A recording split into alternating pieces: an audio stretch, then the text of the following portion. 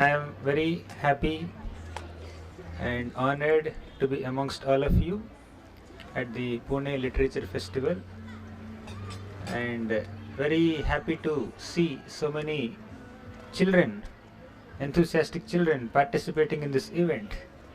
Which grade you are in? Fourth and fifth. Okay, good. Very happy to meet all of you. So what do we do in the next 45 minutes? I'll speak some stories. You like stories? Okay. You like morals from the stories? Okay. There's like less louder yes for morals. Stories louder yes and morals little less louder. Anyways, we'll discuss both. The topic that the event coordinators have given me is Vedas, mind and heart. Okay, let's talk something on it. So I have a small question for all of you. How many bodies you have? One. Are you sure? What's your name? Huh? Parinika has only one body, she says. How many bodies you have? One body only. Are you sure? Two. What are the two bodies? Mental and physical. Okay, very good. You're close to the reality. So all of us have, you have three bodies. What is the three bodies? Mental, physical and spiritual. Wow, very good. Excellent. So now first let's discuss about bodies, and then we will discuss about heart, mind, Vedas, etc. First we need to know ourselves, then we can know Vedas and scriptures, then we will understand people around us. Okay, so all of us have two bodies basically. Soul is definitely spiritual, but soul is not body. Okay, soul is the person. I'll tell you. So once a speaker is giving a talk to many small children like all of you, and one little child was fighting with another child. Okay, so do you fight sometimes, children? Very good. You are very honest in saying that. So two kids were fighting. One little girl was commenting on another little girl. You fat girl, don't come near me. Okay, so like that there was comment on the body. Fine.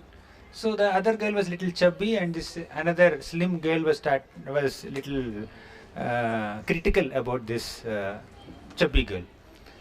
Then the teacher came in. Fine.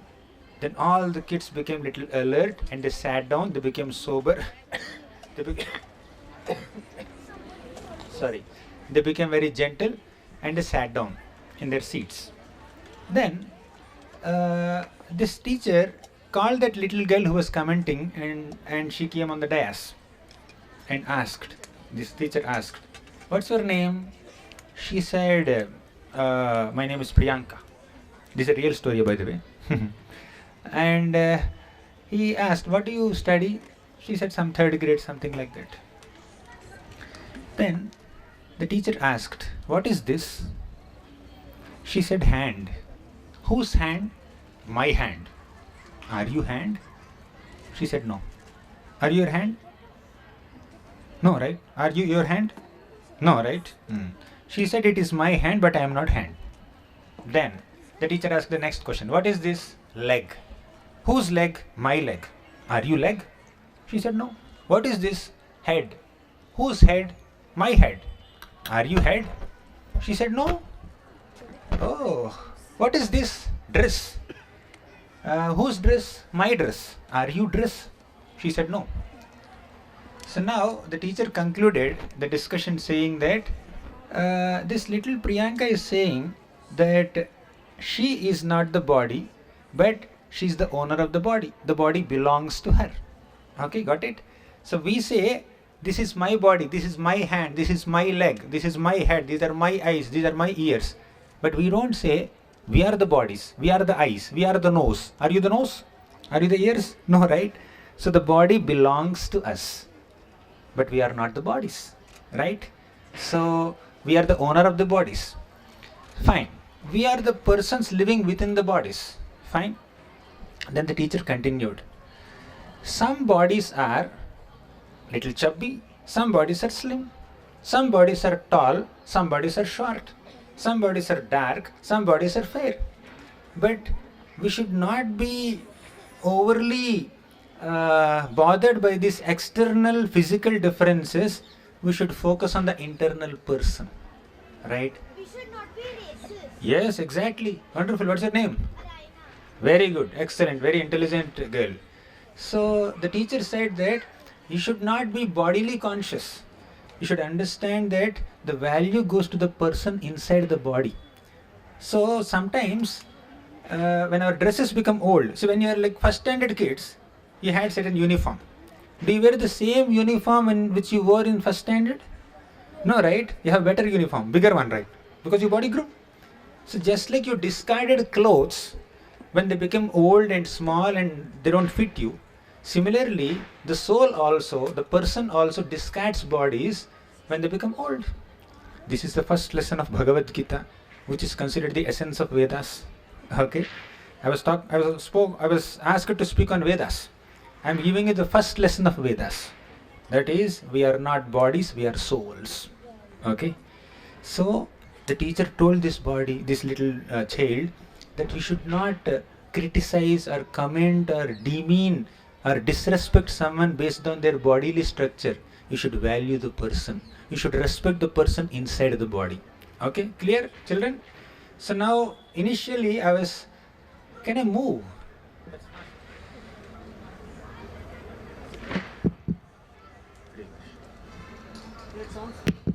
Okay, you're hearing me? No, that's much better. Okay, can you hear me, children? Am I loud enough? Those who are sitting in the back rows, you can hear me? Okay, good. Movement is easier for me. Okay. So, the teacher told the little child that you are different from the body. You should learn how to respect the person and don't comment on their bodily structures. Okay, that's one lesson that she learned. That everybody learned. So, next question is, I said we have two bodies, right? Two bodies. One is a visible body that has eyes, legs, hands, nose, cheeks. So there is a visible body. You can see his hands and legs. But can you see his mind? So behind this gross visible body is a subtle invisible body. So this gross visible body has hands and legs and eyes, etc., nose, etc. But what are the ingredients of that invisible body? Can anyone say what are the ingredients of invisible body? Yes, this boy. Huh? Heart. Okay, you can say heart is not visible, eyes are visible, heart is not visible. But when a doctor does a surgery, heart is visible, the organ heart is visible. Okay, the nerves are visible, the bones are visible. Okay, blood is visible. No, blood is not visible. But when I have small cut here, okay, when some pin pierces me, some blood comes out. So there is a possibility of seeing certain organs inside the body, packed inside the skin. But I am speaking about another subtle body, which is it's not possible to see only. Yes. Mind. Okay. Yes. Atma. Okay. Soul and soul. Okay. Anyone else? Yes. Emotions. Okay. Conscience. Intelligence. Okay.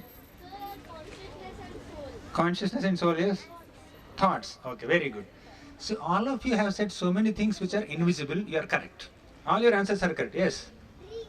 Dreams. Okay. Wonderful. It's on a different level. Okay. So what you said is correct. They are all invisible. But how many of them are parts of a subtle body? Let me tell you. The subtle body, the invisible body, has three ingredients. MBA. What is MBA? Anyone knows MBA?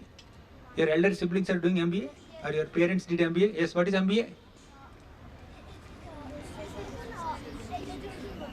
Okay, education program. Anything else? Full form of MBA?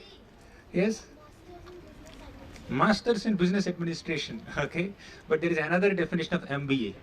Man, Buddhi, Ahankar.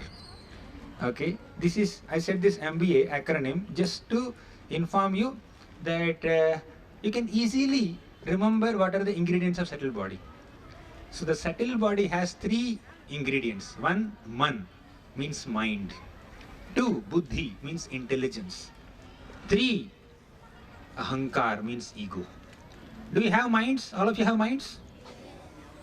How many of you can tell me the shape of mind? Is it in the shape of a square or a rectangle? Semicircle mind. I am not speaking about the brain. So brain, you may find a shape for the brain. Many times mind and brain are seen, they're confused. Okay, the people think that mind and brain are same. Brain is an organ, visible organ. It's a part of your visible gross body. I am speaking about the mind. Yes? Mind does not have a defined shape. Yes, he's correct. Mind has no shape. Because it is invisible body, how can you have a shape? So mind has no shape. But you have minds, right? Intelligence. All of you have intelligence. Some are very intelligent. Can you tell me the shape of intelligence? No, it's not definite shape. All of you have egos, right? Do you have ego? Okay. The ego has a shape. No. Generally, when I ask people, do you have ego? They say, I don't have ego, he has ego or she has ego. Generally, labeling other people as egoistic is easier than accepting that I am egoistic. Right? It happens. Dear children, you may not find it so much, but adults understand. Okay, they label others as egoistic, that they don't accept that they are egoist. But actually, ego is not bad. Now, you know the functions of your gross body. You know what will you do with your eyes? What's utility of eyes? Seeing. Utility of hands? Touching, working. Utility of ears? Utility of nose? Smelling. Okay. What is the utility of mind? What is the function of mind in your subtle body? Emotions, correct? And thinking, thoughts, dreaming, correct? So mind is a storehouse of so many thoughts, emotions, feelings, desires, right? All these are stored in the mind. Fine? But let me tell you, mind is very innocent. Mind has no ability to analyze whether the thoughts and desires are good or bad. Mind may have a desire, but mind doesn't understand whether this desire is good or bad, beneficial or harmful, right or wrong, auspicious or inauspicious. Mind cannot understand. Who will understand that? Intelligence. Brain is again organ. Okay? Intelligence. Intelligence. You are very intelligent boy. Because you are eating chips, you are getting lot of intelligence. So, so intelligence is that faculty in our subtle body that does the analysis, reasoning, right? What is right, what is wrong, what is good, what is bad. All this analysis is done by the intelligence. For example, you have some bad cold. Now I have cough, okay, somehow, because of winter. So you have some bad cold and cough. I have cough now. Can I eat ice creams? No, right? But my mind is desiring eat ice cream, eat ice cream. So who will control me? Intelligence will control me. Doctor told you don't eat ice cream. If you eat ice cream, your throat will become even worse. So better you avoid ice cream. Intelligence will tell you. But mind will keep desiring. Although the intelligence is trying to control the mind, but still mind continues to desire. When will I get rid of this cold? When will I get rid of this cough? Maybe in 2-3 days, I can eat ice cream. My mind is desiring. So mind has only ability to desire, think, feel, will, etc. Only emotions, feelings, thoughts, desires are there in the mind. But analysis, reasoning, planning, all that is done by intelligence. Okay, clear? Now you understood the function of your gross visible body. You understood the constituents of the subtle body, mind, intelligence, ego. And you understood the functions of mind and intelligence. Now tell me the function of ego. What is the function of ego? What do you mean by ego? Simple question. Attitude. Okay, emotion is a part of mind. Attitude. Anger is also an expression of the mind, generally speaking. What does the ego do? Like if you have something and the other one doesn't have it, you brag about it. That is called envy. And then matlab, I have that power and all that stuff. I have that power, I am so great, okay, looking down upon others who are not so powerful like me, right? All these are functions of ego. All these are symptoms of ego. Very good answer. What's your name? Amira. Amira. Very good. You should get a PhD in false ego. Right? Ego means like in analysis of ego, by the way. Okay, anything else? She spoke, Amira said about the functions of ego. But I'm asking, what is ego in first place? Right? What do you mean by ego? Yes?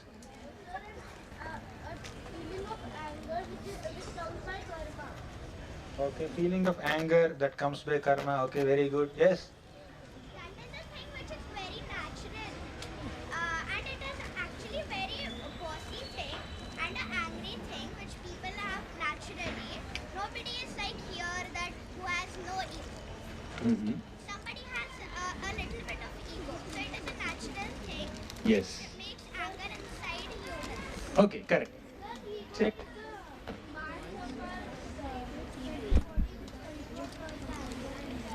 Very good. So all of you are up to the mark. You gave very good answers. Wonderful. But most of your answers are describing the symptoms of ego. Okay? But I am asking what is ego. Let me only answer. Okay? Let me answer just to save time. Otherwise organizers will become angry with me that you are going beyond time. So ego basically means a sense of identity. You understand what is identity? What is your identity now? You are a 4th grade student, that is your identity. They are 5th grade students, that is their identity. Some are teachers, that is their identity. Now here are organizers of Pune International Literature Festival, that is their identity, right? So all these identities that we have, they are ego, actually speaking. Ego is basically a sense of identity. Now, when we overly identify ourselves with these temporary identities, we can become proud, we can become greedy, we can be envious, we may develop a sense of superiority complex or inferiority complex. They are the symptoms of ego, false ego, right? So ego has two parts, healthy ego, unhealthy. It basically means sense of identity. So for example, you may feel happy and fortunate that you are students of so and so school. What is your school? Delhi Public School. Okay, Delhi Public School in Pune. So you are very proud, you are very happy that you are a student of this prestigious Delhi Public School. So as long as that feeling is just happiness, it is a healthy ego. But if you become very proud that I am a student of Delhi Public School and these people are students of so and so other school which is not as great as our school, you look down upon them. You become egoistic, you become very proud, you disrespect them. That is called unhealthy ego. Getting right? Ego basically means a sense of identity. But if that sense of identity makes you feel very proud or further, that is unhealthy ego. Right? But as long as you are happy with that sense of identity, you are celebrating that sense of identity, then it is called healthy ego. Got it? You understood the difference between healthy ego and unhealthy ego, right? Clear? So what did we discuss so far? We spoke about two bodies. One body is gross body, visible body, that has hands, legs, eyes, etc., organs. Second is subtle body, that has mind, intelligence, ego. Okay? And mind, what are the functions of mind? Emotions, thoughts, desires, feelings, anger, all these are emotions of mind. Then what is the function of intelligence? To control the mind, to analyze, to reason, okay, to regulate the thoughts. Then third, ego. What is ego? Ego is basically a sense of identity. But when we, yeah, Hindi mein, I'm from South India. If I speak Hindi, they'll run away. Okay? You understand English, right? How many of you cannot understand English at all? Nobody. Okay, fine. So, ego has two parts, healthy part and unhealthy part. Okay? So you should have healthy ego, that's not a problem.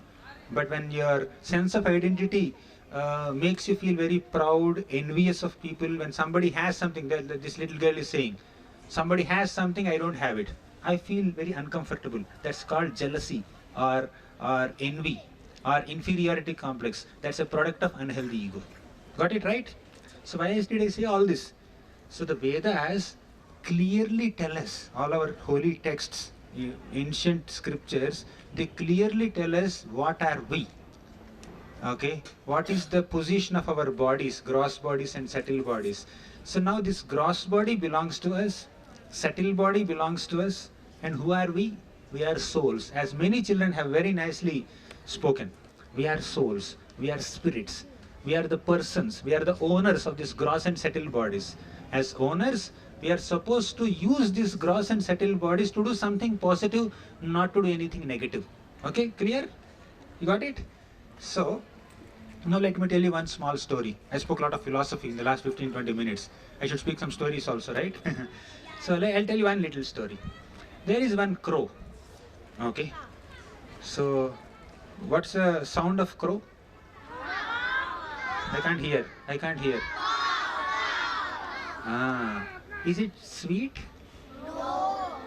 Do you know koel? Yes. Make sound of koel. Ah, wow. Does it sound sweet? Yes. So a crow also felt a sense of inferiority complex. The crow felt, you know the story? Very good. Keep it suspense. Others don't know the story. Okay? Keep the suspense. Keep it confidential. I also know. Maybe there are so many stories of crows, but the story of crow that I am speaking may not be the story of crow that you know. Okay? In 5 minutes you will understand whether you know it or not. So this crow felt that I have a black body, my voice is not so sweet, I am not so great, people don't love me, nobody clicks a selfie with me. Okay? Do you have ever had a selfie with crow? Yes. Did you have selfie with a peacock sometimes? Yes. See? So crow felt that nobody is clicking a selfie with me. So I think I should change my body. So the crow went to a mystic sage, right, who knows all magics. The crow requested the sage, "Oh my dear sage, I am feeling very bad, feeling very inferior amongst all the birds. So can you use your magic and make me a swan? I am black and the swan is white. I am ugly and the swan is very regal and very beautiful, right? So can you make me a swan?" So the boy, the sage said, yes, yes, why not? I have some magical powers by which I can make you a swan. But before that, I have a request. You can please go and conduct an interview of the swan. Ask the swan. If the swan is happy being a swan, then I'll make you swan. Then immediately the crow went to the swan and asked, "My dear swan, looks like you're the happiest bird. So are you happy being a crow? Being a swan?" Then the swan said, "No, no, no, I am not happy at all. So you may think that you are black, but I am also thinking that I am white. So there is no multicolor in my body. Body is completely monotonous. I look very pale and I can't fly so high. I can't speak properly. There is another bird which is very beautiful, that has very beautiful green feathers and a nice red beak, parrot, right? And the parrot can fly anywhere and the parrot can eat nice fruits and also can speak like human beings. So I would like to be a parrot given a chance. I am not being very happy in this swan body." Then the crow went to, yes? Then the crow went to is the mystic sage and said, "Can you please make me a parrot instead of swan? I found that parrot is the happiest bird." Then the sage said, "No, no, no, don't make any conclusion like that. Go and ask the parrot if the parrot is happy." Okay, you know this? Very good. What did the parrot say? Because you know the story, now you lead the story. So the crow went to the parrot. What did the parrot say? Are you happy?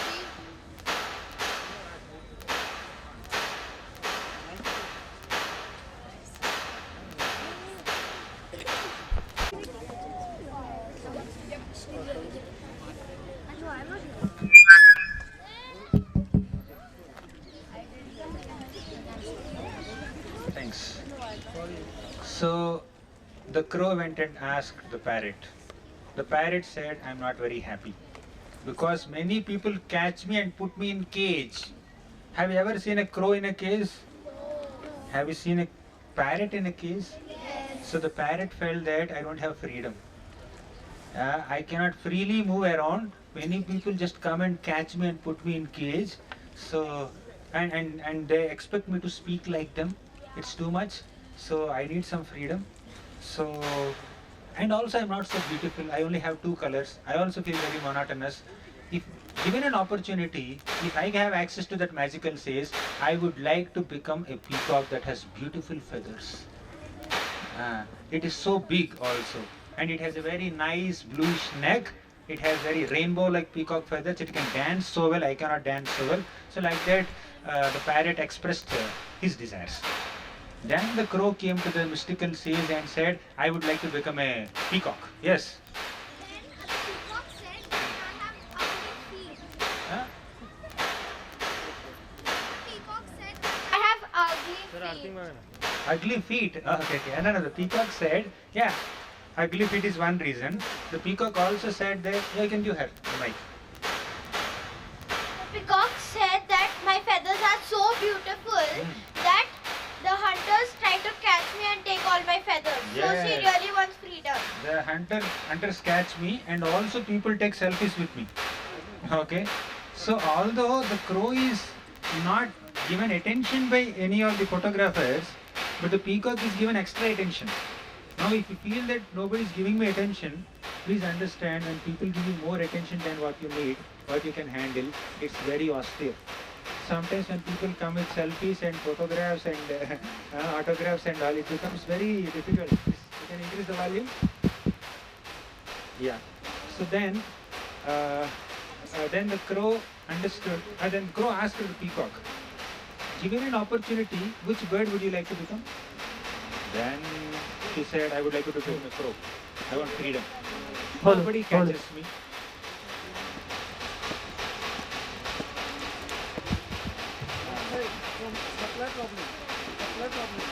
Okay, no problem. So nobody. No, this is. Okay. I would like to become a crow and nobody will bother me. That is the peacock's answer. Then finally crow realized that, oh, there is someone who is aspiring to become like me also. So why I said this story is not to establish crow as the best bird.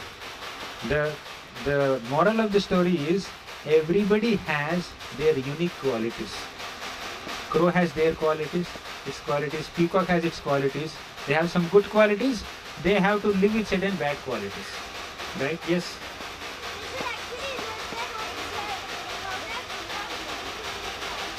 Correct. So basically, there are some God-given qualities, and we need to stick to them. We should be happy with them. We should not unnecessarily compare ourselves with others. These comparisons will lead to competitions. Once in a children class like this, I asked the question, my dear children, if you get 95% in your exams, will you be happy? You answered the question? Excellent, excellent. In the previous class also, kids said like this only. Now my next question was, you are the only person who got 95%. Everyone else in your class got 96, 97, 98, 99, 100. Will you be happy? How many say yes? How many of you say no? So those who are saying no, why are you saying no? Because you are the last ranker. Despite scoring 95% in your exam, you are getting a last rank. Okay? Now ask the second question. If you get 60% in your exam, will you be happy? If everybody in your class gets 59, 58, 55, 50, 40, 30, 20, 0, you are the only person who got 60. You are the topper. Will you be happy? How many of you say yes? How many of you say no? Okay, we are 50-50. Very good. There are some enlightened kids and there are enlightening kids. So basically, okay, let me ask the third question. Third question. very attentive. You got 60% in this exam. In your next exam, you got 75%. Will you be happy? How many of you say yes? How many say no? Okay, why do you become unhappy? You increase 15%.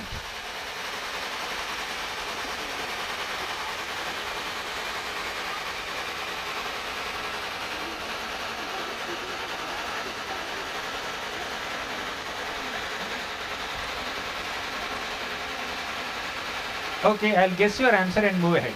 Okay, so the moral of the story is sometimes, or not sometimes, many times in this world, we aspire for relative happiness. Our happiness is dependent on how others are performing. Ideally, our happiness should depend on how I am performing. If I got this much score now, and if I improve my score to this degree, although I am not there, but I am here somewhere, that's good. I am improving. There's an improvement in myself. So why do you always compare with others or compete with others?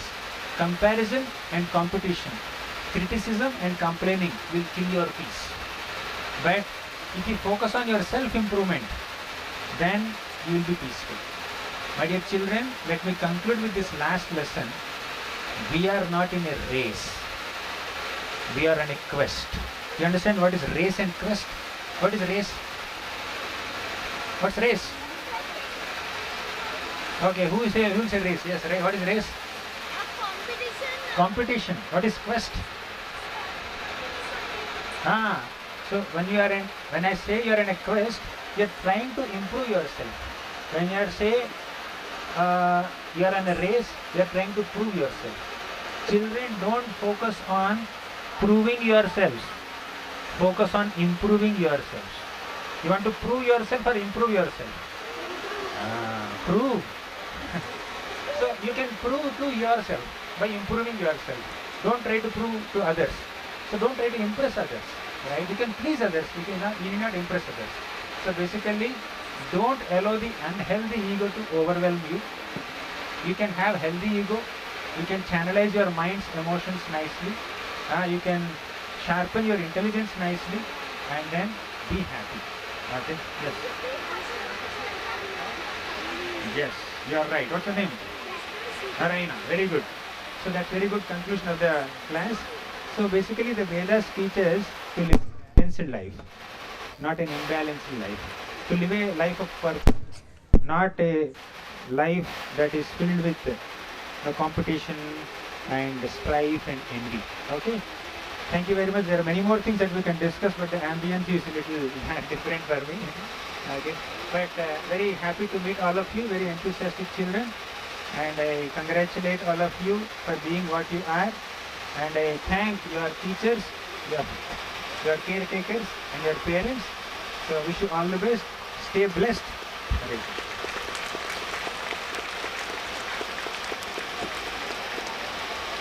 To everyone present here, especially you sir, that how was it like that the people in the Vedas, Vedic period, and especially the authors of the Vedas and Bhagavad Gita, how much they were so much advanced than us, so much knowledgeable than us, that they have written a whole body of knowledge called as Vedas, the ocean of knowledge. They were so much knowledgeable than us also, that they have in that period only they have discovered, they have mentioned black holes and multiverses about it, and many things that modern science are still researching now and not in struggling to understand. Have you everyone got my question?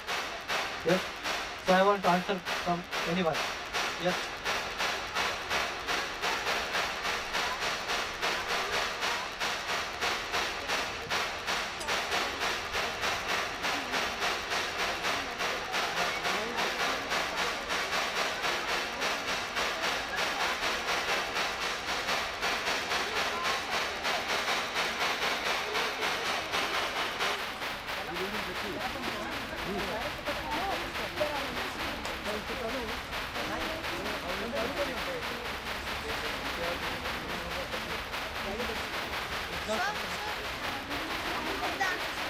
Sir, sir.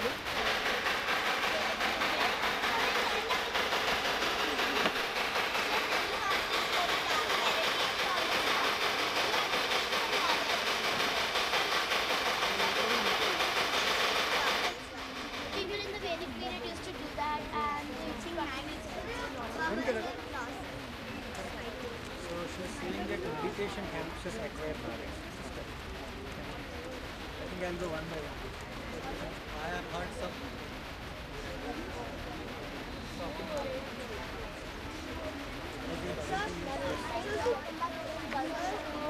Girl, they just said that they were born before they were born. Girls said that they were born before they were born. They were got before all of us are born. But we had a lot of spiritual understanding.